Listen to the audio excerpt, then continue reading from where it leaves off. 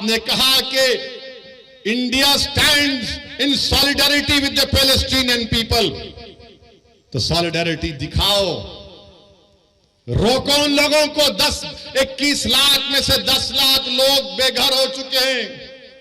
वो शैतान नेतन्याहू जालिम है, वॉर क्रिमिनल है, वो जो ढकेल रहा है फलस्तीनियों को, ढकेल रहा है कि घरों को बर्बाद, 6000 बम गिराए गए। हम भारत के वजीर आजम को बताना चाह रहे कि महात्मा गांधी ने क्या कहा था। गांधी ने कहा था कि ये फलस्तीन अरबों का है, जिस तरह अंग्रेजों के लिए बर्तानिया है, फ्रेंच के लिए फ्रांस है, ये अरबों की जमीन है,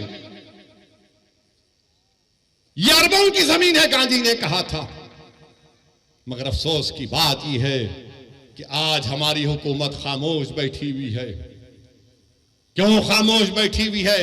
अगर हम पूरी दुनिया में एक सुपर पावर बनना चाहते हैं, अगर हम अक़वाम मुत्तहिदा की सिक्योरिटी काउंसिल में मेंबरशिप चाहते हैं वोटिंग राइट के साथ, तो फिर हमारी हुकूमत को, हमारे मुल्क को ये जो वार क्राइम्स इजराइल कर रहा है उसकी मजम्मत करनी चाहिए।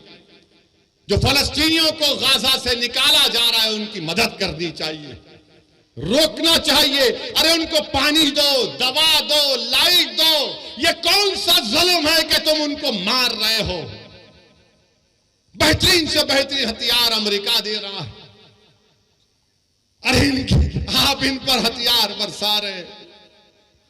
मेरे अजीज दोस्तों और बुजुर्गों, अभी हमारे मुल्क के चीफ मिनिस्टर ने कह दिया, क्या कहा उन्होंने कि अगर कोई फलस्तीन का नाम लेगा तो उसको बुक कर दो। सुनो मुख्यमंत्री, मैं फलस्तीन का झंडा तिरंगे के साथ लगा के आया, मैं फलस्तीन के लिए खड़ा हूं और खड़ा रहूंगा इंशाअल्लाह ताला। फलस्तीन सिर्फ मुसलमानों का, अरबों का मसला नहीं, फलस्तीन इंसानियत का मसला है। और हम उस बाबा मुख्यमंत्री से कहना चाहेंगे, अगर आपको केस बुक करना है तो वजारत खारजा MEA पर केस बुक करना पड़ेगा। अगर कई यूपी में मोदी जी आ गए तो उन पर भी केस बुक करना पड़ेगा आपको। मेरे अजीज दोस्तों और बुजुर्गों, मेरी आप तमाम से गुजारिश है कि अपनी दुआओं में इन गाजा के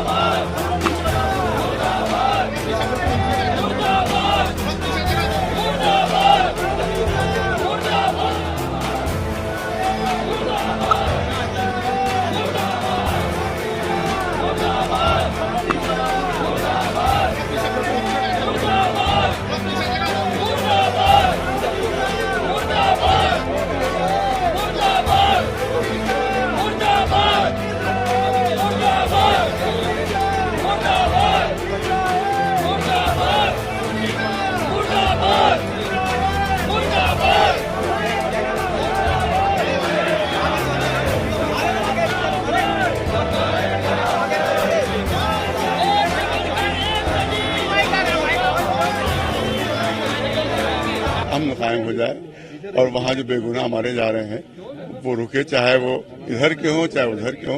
कि जब रॉकेट चलते हैं, बम गिरते हैं, तो वो बम नहीं देखते कि बुढ़ा मर रहा है, कि जवान मर रहा है, कि बच्चा मर रहा है, कि औरत मर रही है, कौन मर रहा है। वो बम ये तो नहीं पहचानता, वो तो जो जद में आता है वो मर जाते हैं।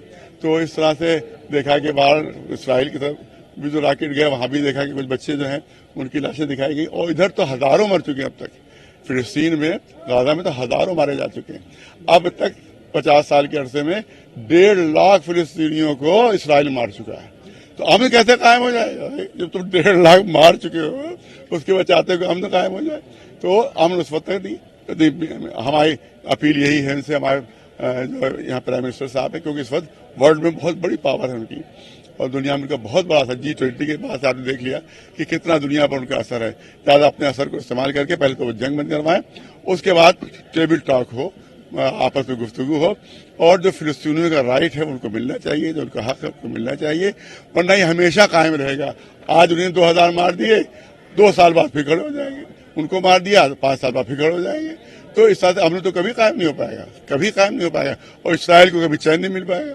यही दुआ की गई हमारी कि वहां पर जंग बंद हो जाए, जंग बंद हो जाए, और जो मजलूम हैं, अल्लाह उन मजलूमों को महफूज रखे, उनकी